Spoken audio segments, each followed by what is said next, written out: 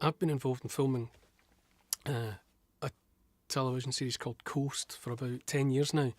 So I have been right round Britain multiple times, and I've probably seen more of it, I think, than possibly anybody else except my fellow presenters on Coast. So we've circumnavigated England, Ireland, Scotland and Wales, round and round and round it. So I've seen a huge amount. I've been into the interior as well, obviously, and Britain's not a big island.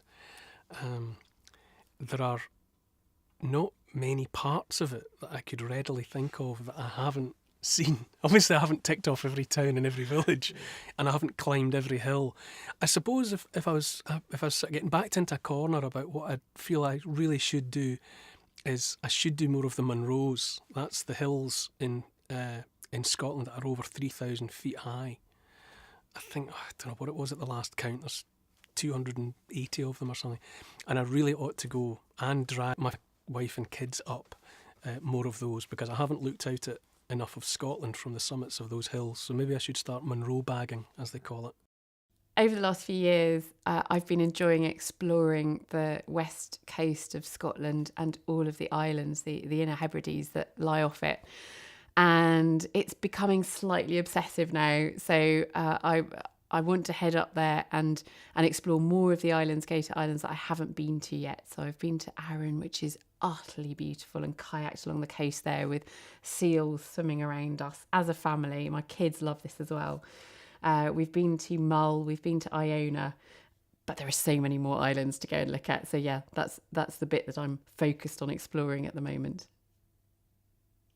I'm always discovering, fun little patches quite close to home that I've never been in before. But if it was a longer journey in the UK, I'd love to get to the Isle of Skye one day, because that looks amazing. Through my work and my exploring, I've been very fortunate to go to pretty much every corner of the UK, but I don't know them all very well, and there are some places that I'd love to go back to. The Western Isles of Scotland in spring are truly extraordinary. They've not been impacted by intensive agriculture, and there's still a greater abundance of bird and insect and plant life out there. So in May, you go to places like the RSPB's Benbecula Reserve on South Uist, and it's teeming, absolutely teeming with lapwings and redshank and snipe, birds which have disappeared over much of the UK. And then if you go back there in July, it's probably the only place left in the UK which is truly ablaze with colour when it comes to our meadows. And I stood there on one occasion and looked across a meadow that was literally, and without exaggeration, pink with a plant called ragged robin. And ragged robin is a species that's gone into, quite critical decline in my lifetime because of all of the spraying that takes place in most of our countryside. So when you go out to the Western Isles, you effectively go back in time, and I like time travel. I wish I could go back further. I'd like to go back to the Cretaceous and see T-Rex, but in the meantime, I'd like to spend more time on the Western Isles of Scotland in springtime.